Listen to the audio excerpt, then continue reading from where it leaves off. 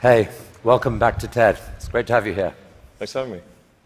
So, in the next half hour or so, we're going to spend some time exploring your vision for what an exciting future might look like, which I guess makes the first question a little ironic. Why are you boring? Yeah, I ask myself that frequently.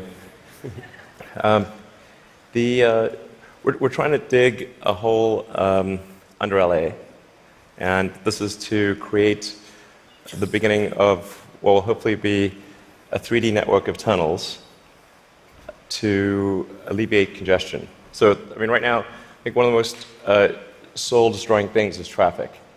It affects people in every part of the world. It takes away so much of your life, and it's horrible. It's particularly horrible in LA. And I think you've brought with you the first visualization that's been shown of this. Can I show this? Yeah, absolutely. So this is the first time, just to sort of show what we're talking about. So there are a couple of key things that are important in having a 3D tunnel network. First of all, you have to be able to integrate the entrance and exit of the tunnel seamlessly into the fabric of a city. So by having an elevator, sort of a car skate that's on an elevator, you can integrate the entrance and exits to the tunnel network just by using 2 parking spaces. And then the car gets on a skate. There's no speed limit here, so we're designing this to be able to operate at 200 kilometers an hour, about 200 kilometers an hour, or about 130 miles per hour. So you should be able to get from, say, Westwood to LAX in 5-6 minutes. So possibly initially done as like on a sort of toll road type basis. Yeah. Which I guess alleviates some traffic from the surface streets as well. So I don't know if people noticed it in the video, but there's no real limit to how many levels of tunnel you can have. So you can go much further deep than you can go up. The deepest mines are much deeper than the tallest buildings are tall. So you can alleviate any arbitrary level of urban congestion with the 3D tunnel network. This is a very important point. So a key rebuttal to the tunnels is that if you add one layer of tunnels, then that will simply alleviate congestion, will get used up, and then you'll be back where you started, back with congestion. But you can go to any arbitrary number of tunnels, any number of levels. But people assume traditionally it's incredibly expensive to dig, and that would block this idea. Yeah. Well, they're right. To give you an example, the LA subway extension, which is, I think it's a 2.5-mile extension, that was just completed for $2 billion. So it's roughly $1 billion a mile to do the subway extension in LA. And this is not the highest utility subway in the world. It's quite difficult to dig tunnels normally. I think we need to have at least a 10-fold improvement in the cost per mile of tunneling. And how could you achieve that? I guess, actually, if you just do 2 things, you can get to approximately an order of magnitude improvement, and I think you can go beyond that. So the first thing to do is to cut the tunnel diameter by a factor of 2 or more. So a single road lane tunnel would, according to regulations, has to be 26 feet, maybe 28 feet in diameter to allow for crashes and emergency vehicles and sufficient ventilation for combustion engine cars. But if you shrink that diameter to what we're attempting, which is 12 feet, which is plenty to get an electric skate through, you drop the diameter by a factor of 2 and the cross-sectional area by a factor of 4. So, and the tunneling cost scales with the cross-sectional area. So that's roughly a half order of magnitude improvement right there. Then tunneling machines currently tunnel for half the time, then they stop, and then the rest of the time is putting in reinforcements for the tunnel wall. So if you design the machine instead to do continuous tunneling and reinforcing, that'll give you a factor of 2 improvement. Combine that and it's a factor of 8. Also, these machines are far from being at their power or thermal limit. So you can jack up the power to the machine substantially. I think you can get at least a factor of 2, maybe a factor of 4 or 5 improvements on top of that. So I think there's a fairly straightforward series of steps to get somewhere in excess of an order of magnitude improvement in the cost per mile. Our target actually is we've got a pet snail called Gary. This is from Gary the snail from South Park. I mean, sorry, SpongeBob SquarePants. So Gary is capable currently he's capable of going 14 times faster than a tunnel boring machine. Okay. You want to beat Gary? We want to beat Gary. Yeah. He's not a patient little fellow, and we want that will be victory. Victory is beating the snail. But a lot of people dreaming about future cities, they imagine that actually the solution is sort of flying cars, drones, etc. You go above ground. Why isn't that a better solution? You save all that tunneling cost. Right. I'm in favor of flying things.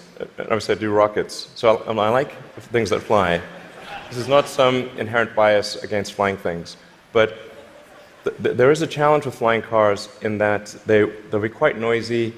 The wind force generated will be very high. Let's just say that if something's flying over your head, if there are a whole bunch of flying cars going all over the place, that is not an anxiety-reducing situation. You don't think to yourself, well, I feel better about today. You're thinking, like, did they service their hubcap? Or is it going to come off and guillotine me as they're flying past? And so you've got this vision then, future cities with these rich 3D networks of tunnels underneath. Is there a tie-in here with Hyperloop? Could you apply these tunnels to use for this Hyperloop idea you released a few years ago? Yeah, so we've been sort of puttering around with the Hyperloop stuff for a while. We built a Hyperloop test track adjacent to SpaceX just for a student competition to encourage innovative ideas in transport.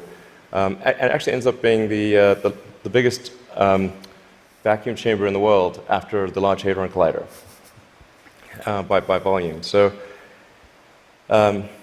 was sort of quite fun to do that, but it was kind of a hobby thing.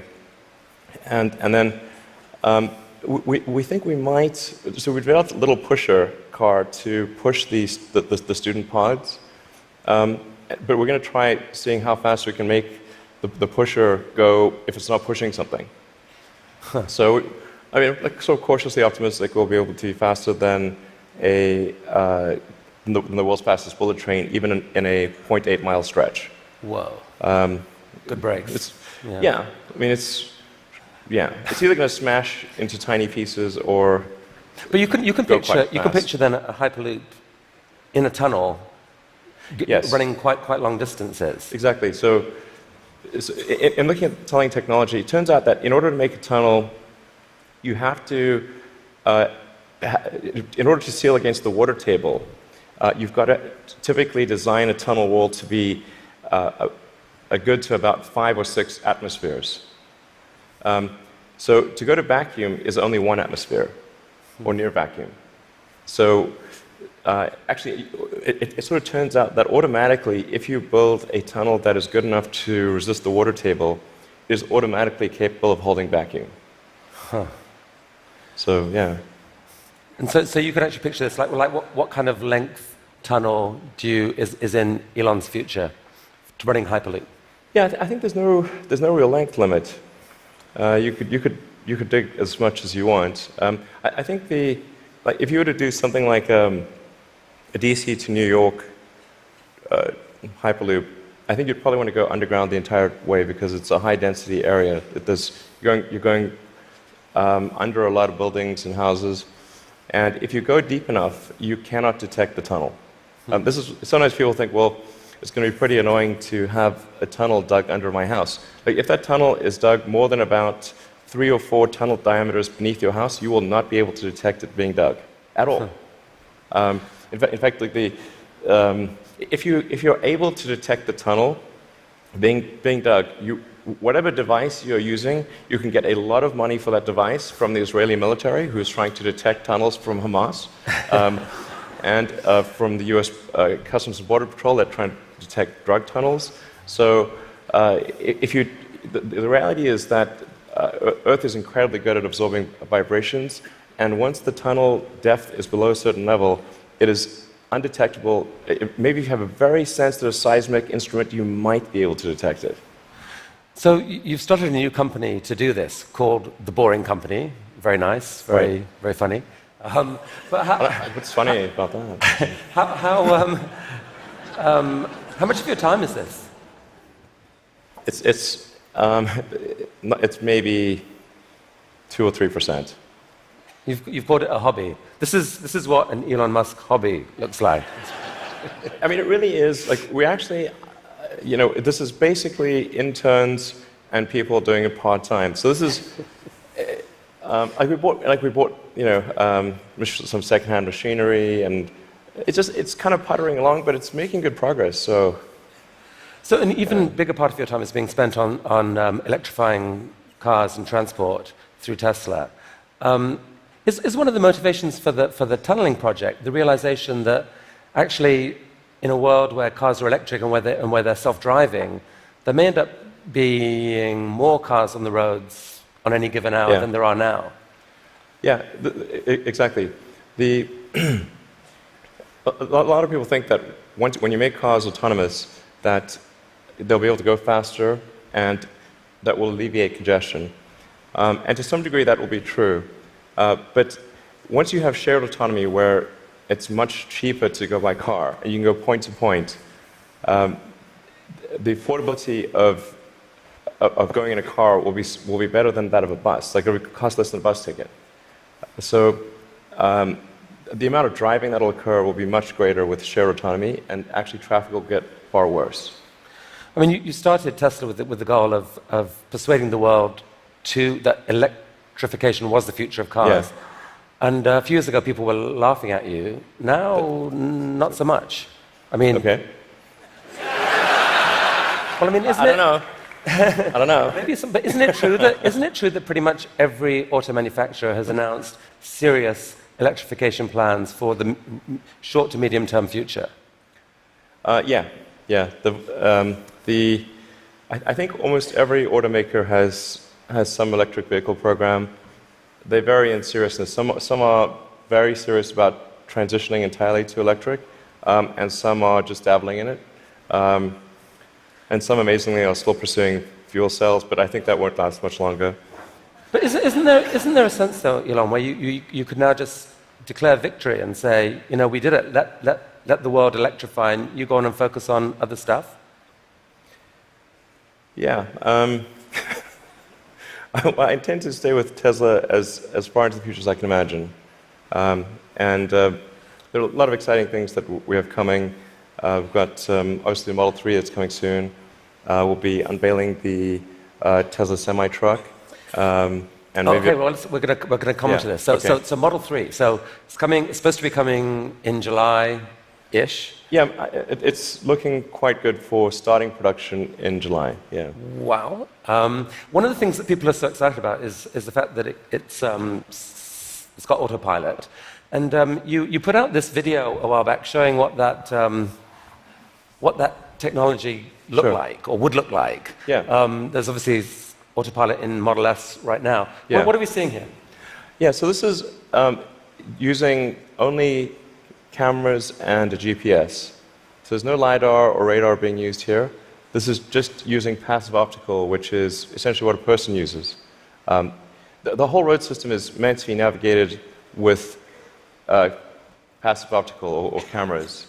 And so once you solve cameras or vision, then autonomy is solved. If you don't solve vision, it's not solved. So that's why our focus is so heavily on having a vision neural net that's very effective for road conditions. Right. Many other people are going the LiDAR route. You want cameras plus radar is most of it. You can absolutely be superhuman with just cameras. Like, you could probably do 10 times better than humans with just cameras. So the new cars being sold right now have eight cameras in them. That they can't yet do what that showed. When will they be able to? I think we're still on track for being able to go cross-country from LA to New York by the end of the year, fully autonomous. Okay, so a car, by the end of the year, you're saying someone's going to sit in a Tesla without touching the steering wheel, tap in New York, off it goes, won't have to ever touch the wheel by the end of 2017. Yeah, essentially November or December of this year, we should be able to go from, all the way from a parking lot in California to a parking lot in New York, no controls touched at any point during the entire journey. And amazing. But part of that is possible because you've already got a fleet of Teslas driving all these roads. You're accumulating a huge amount of data of that national road system. Yes. The thing that will be interesting is that I'm actually fairly confident it will be able to do that route even if you change the route dynamically. So like it's fairly easy, if you say I'm going to be really good at one specific route, that's one thing, but it should be able to go, really be very good, certainly once you enter a highway, to go anywhere on the highway system in a given country. So it's not sort of limited to LA, New York. We could change it and make it Seattle, Florida, that day, or in real time. So you were going from LA to New York, now go from LA to Toronto. So leaving aside regulation for a second, in terms of the technology alone, the time when someone will be able to buy one of your cars and literally just take their hands off the wheel and go to sleep and wake up and find that they've arrived, how far away is that to do that safely? I think that's about 2 years. So the real trick of it is not, how do you make it work, say 99.9% of the time? Because if a car crashes, say 1 in 1,000 times, then you're probably still not going to be comfortable falling asleep. That's, you shouldn't be, certainly. But by the same time, it's never going to be perfect. No system is going to be perfect. But if you say it's perhaps, the car is unlikely to crash in 100 lifetimes or 1,000 lifetimes, then people are like, okay, wow, if I would live 1,000 lives, I would still most likely never experience a crash, then that's probably okay. To sleep. Maybe, I guess a big concern of yours is that people may actually get seduced too early to think that this is safe, and that you'll have some horrible incident happen that puts things back. Well, I think that the autonomy system is likely to at least mitigate the crash. Except in rare circumstances. The thing to appreciate about vehicle safety is this is probabilistic. Right. So that there's some chance that any time a human driver gets in the car that they will have an accident. That is their fault. It's never zero. And so the key threshold for autonomy is how much better does autonomy need to be than a person before you can rely on it. But once you get that literally safe hands-off driving, the power to disrupt the whole industry seems massive, because at that point you've spoken of people being able to buy a car, drops you off at work, and then you let it go and provide a sort of Uber-like service to other people, earn you money, maybe even cover the cost of your lease of that car. Exactly. So you can kind of get a car for free. Is that really likely? Yeah, absolutely. This is what will happen. So there will be a shared autonomy fleet where you buy your car and you can choose to use that car exclusively. You could choose to have it be used only by friends and family, only by 5-star other drivers who are rated 5-star. You can choose to share it sometimes, but not other times. That's 100% what will occur. It's just a question of when. Wow. So you mentioned the Semi, and I think you're planning to announce this in September, but I'm curious whether there's anything you could show us today. I will show you a teaser shot of the truck. Teaser shot. It's live. Okay. No, that's definitely a case where we want to be cautious about the autonomy features. Yeah. Because we can't see that much of it, but it doesn't look like just a little friendly neighborhood truck. It looks kind of badass. What sort of What sort of semi is this? So this is a heavy-duty, long-range semi-truck. So it's like the highest weight capability and with long range. So essentially, it's meant to alleviate the heavy-duty trucking loads. And this is something which people do not today think is possible, to think the truck doesn't have enough power or it doesn't have enough range. And then with the Tesla Semi, we want to show that an electric truck actually can out-torque any diesel semi. And if you had a tug-of-war competition, like the Tesla Semi will tug the diesel Semi uphill. That's pretty cool. And short term, these aren't driverless. These are going to be trucks that truck drivers want to drive. Yes. So what will be really fun about this is you have a flat torque RPM curve with an electric motor, whereas with a diesel motor or any kind of internal combustion engine car, you've got a torque RPM curve that looks like a hill. So this will be a very spry truck. You could drive this around like a sports car. There's no gears. It's like single speed. So there's a great movie to be made here somewhere. I don't know what it is, and I don't know that it ends well, but it's a great movie. It's quite bizarre test driving when I was driving the test prototype for this truck. It's really weird because you're driving around and you're so nimble, and you're in this giant truck. Wait, you've already driven a prototype that... I drove it around the parking lot, and I was like, this is crazy. Wow. This is not vaporware. This is like wow. Driving this giant truck and sort of making these mad maneuvers. This is cool. Okay, from a really badass picture to a kind of less badass picture, this is just a cute house from Desperate Housewives or something. What on earth is going on here? Well, this illustrates the picture of the future that I think is how things will evolve. You've got an electric car in the driveway. If you look in between the electric car and the house, there are actually 3 power walls stacked up against the side of the house. And then that house roof is a solar roof. So that's an actual solar glass roof. Okay, so that's a picture of a real. Admittedly, it's a real fake house. That's a real fake house.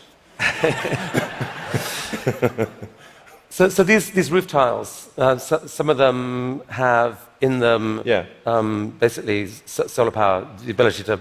Yeah, so the solar glass tiles where you can adjust the texture and the color at a very fine-grained level, and then there's sort of micro louvers in the glass, such that when you're looking at the roof from street level or close to street level, all the tiles look the same whether there is a solar panel behind it or a solar cell behind it or not.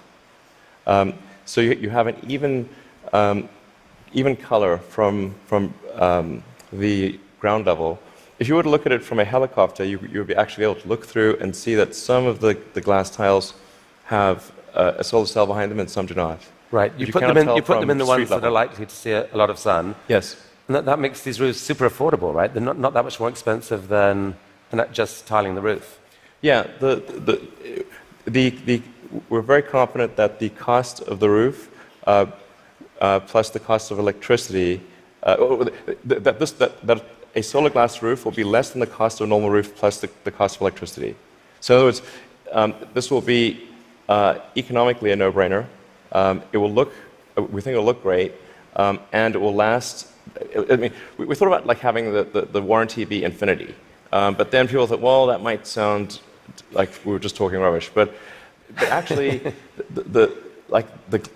this is toughened glass. Like well after the house has collapsed, and there's nothing there, the roof will the glass tiles will still be there.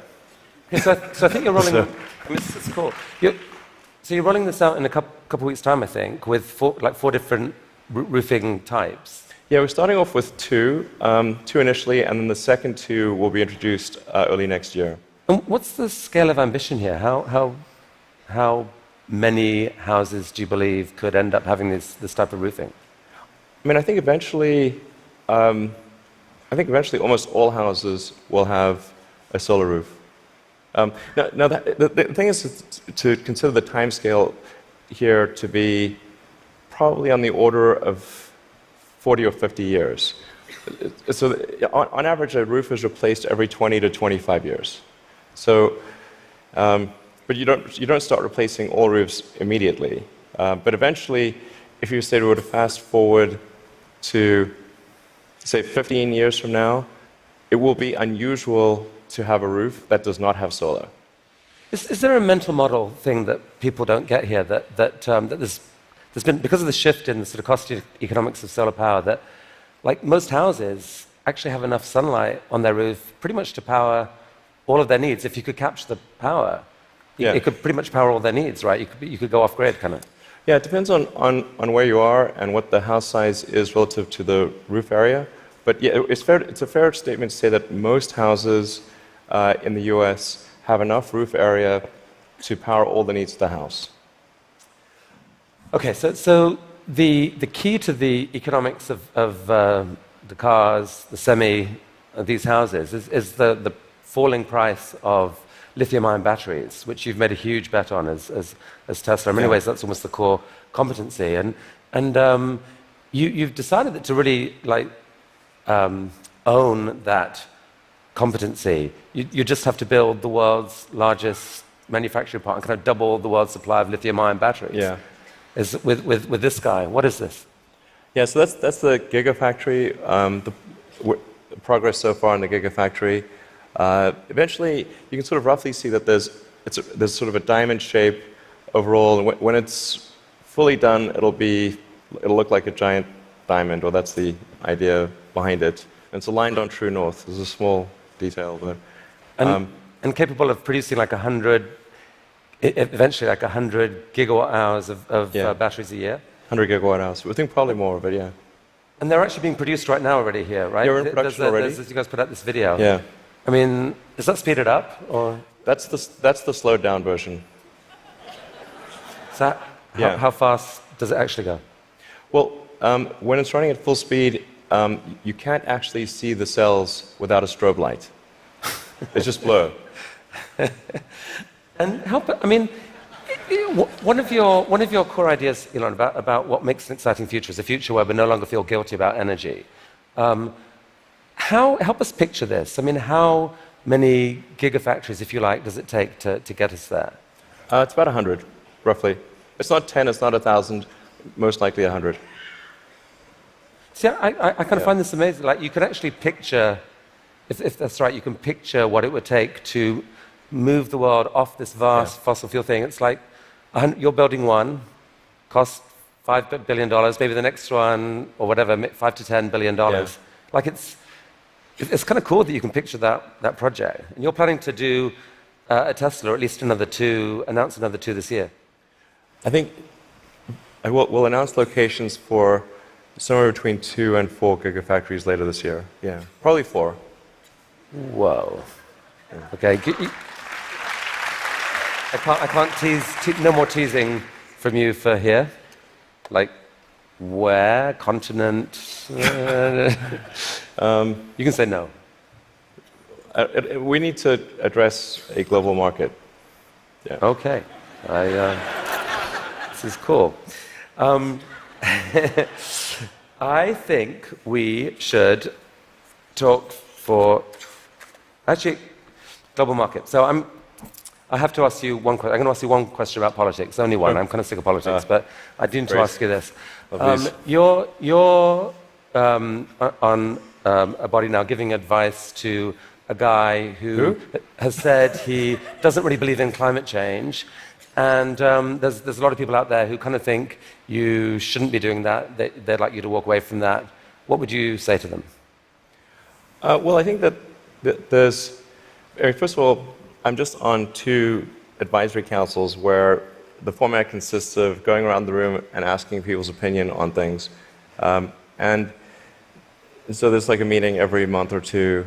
That's the sum total of my contribution. But I think to the degree that there are people in the room who are arguing in favor of doing something about climate change, or other social issues, I've used the meetings I've had thus far to argue in favor of immigration and in favor of climate change. And if I hadn't done that, that wasn't on the agenda before. So maybe nothing will happen, but at least the words were said. Okay. So let's talk SpaceX and Mars. Last time you were here, you spoke about this, what seemed like a kind of incredibly ambitious dream to develop rockets that are actually reusable. And you've only gone and done it. Yeah. I mean, talk us through this. What are we looking at here? Yeah, so this is one of our rocket boosters coming back from very high and fast in space. So it just delivered the upper stage at high velocity. I think this may have been a sort of a Mach 7 or so delivery of the upper stage. Yeah. So that was a sped up. That's the slowed down version. Yeah. That was the sped up version. But I mean, that's amazing. And several of these failed before you finally figured out how to get to do it. But now you've done this, what, 5 or 6 times? I think we're on 8 or 9 or something. Yeah. And for the first time, you've actually reflown one of the rockets that landed. So we landed the rocket booster and then prepped it for flight again and flew it again. So it's the first reflight of an orbital booster where that reflight is relevant. So it's important to appreciate that reusability is only relevant if it is rapid and complete. Right. So like an aircraft or a car, the reusability is rapid and complete. You do not send your aircraft to Boeing in between flights. Right. So this is allowing you to dream of this really ambitious idea of sending many people to Mars in 10 or 20 years time, I guess. Yeah. In the next 20 years. And you've designed this outrageous rocket to do it. Help us understand the scale of this thing. Well, I think visually you can see that's person. Yeah, and that's the vehicle. So if that was a skyscraper, that's like a 40. Did I read that? 40 stories. Yeah, maybe a little more. Yeah. The thrust level of this is really this configuration is about 4 times the thrust of the Saturn V moon rocket. 4 times the thrust of the biggest rocket humanity ever created before. Yeah. I mean, as one does. Yeah. I mean, in units of 747, like a 747 is only about a quarter million pounds of thrust. So there are for every 10 million pounds of thrust, there's 47. So this would be the thrust equivalent of 120 747s, with all engines blazing. And so even with a machine designed to escape Earth's gravity, I think you told me last this thing could actually take a fully loaded 747, people, cargo, everything, into orbit. Exactly. This can take a fully loaded 747 with maximum fuel, maximum passengers, maximum cargo on the 747. This can take it as cargo. So based on this, you presented recently this interplanetary transport system, which is visualized this way. And this is a scene you picture, what, in 30 years' time, 20 years' time? People walking into this rocket. I mean, I'm hopeful it's sort of in the 8 to 10 year time frame. Aspirationally, that's our target. Our internal targets are more aggressive, but I think,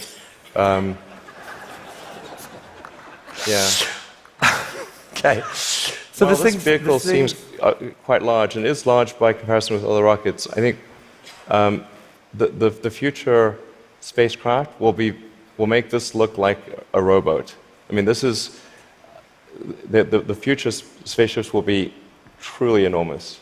Why, Elon? Because why do we need to build a city on Mars with 1 million people on it in your lifetime? Which I think is kind of what you've said you'd love to do. Yeah, I think it's important to have a future that is inspiring and appealing. I mean, I just think that Like, there have to be reasons that you get up in the morning and you want to live. Like, why do you want to live? What's the point? What inspires you? What do you love about the future? And if we're not out there, if the future does not include being out there among the stars and being a multi-planet species, I find that it's incredibly depressing if that's not the future that we're going to have.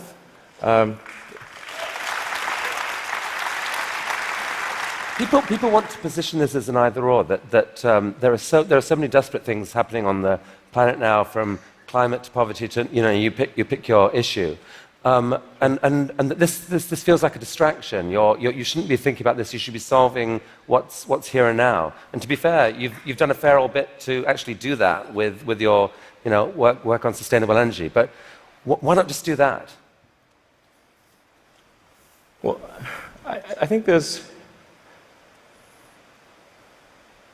I look at the future from a standpoint of the probabilities. It's like a branching stream of probabilities.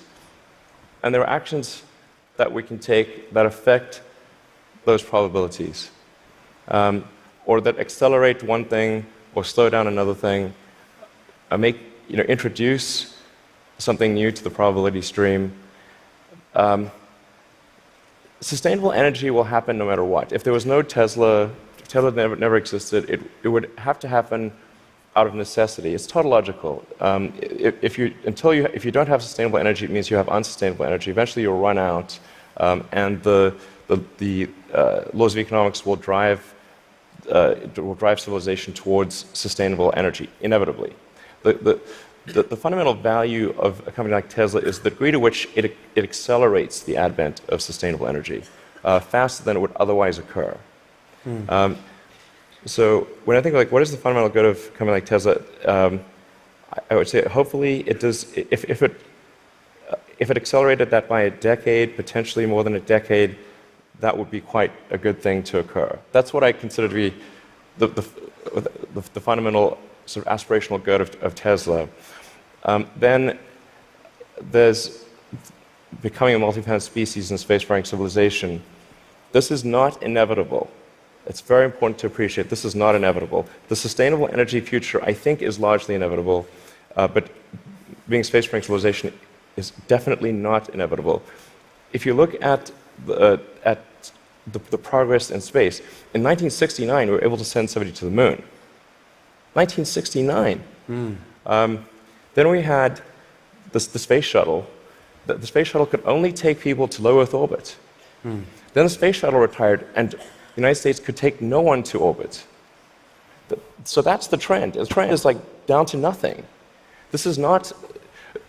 People are mistaken when they think that technology just automatically improves. It does not automatically improve. It only improves if a lot of people work very hard to make it better. And actually, it will, I think, by itself degrade, actually. You look at great civilizations like ancient Egypt, and they were able to make the pyramids, and they forgot how to do that. And the Romans, they built these incredible aqueducts. They forgot how to do it. It almost seems, listening to you and look at the different things you've done, that you've got this unique double motivation on everything that I find so interesting. Which is one is this desire to work for humanity's long-term good. The other is this desire to do something exciting, and it's often it feels like you feel like you need the one to drive the other. With Tesla, you want to have sustainable energy, so you make these super sexy, exciting cars to do it. Solar energy, we need to get there, so we need to make these beautiful roofs. We haven't even spoken about your newest thing, which we don't have time to do, but you want to save humanity from bad AI, and so you're going to create this really cool brain-machine interface to give us all infinite memory and telepathy and so forth. And on Mars, it feels like what you're saying is, yeah, we need to save humanity and have a backup plan, but also we need to inspire humanity, and this is a way to inspire. I think the value of beauty and inspiration is very much underrated, no question. But I want to be clear. I'm not trying to be anyone's savior. That is not the. I'm just trying to think about the future and not be sad. Beautiful statement. I think everyone here would agree that it is not, none of this is going to happen inevitably. The fact that in your mind you dream this stuff, you dream stuff that no one else would dare dream, or no one else would be capable of dreaming at the level of complexity that you do. The fact that you do that, Elon Musk, is a really remarkable thing. Thank you for helping us all to dream a bit bigger. You'll tell me if it ever starts getting genuinely insane, right? Thank you. That was really, really fantastic. That was really fantastic. Thanks, guys. Thank you.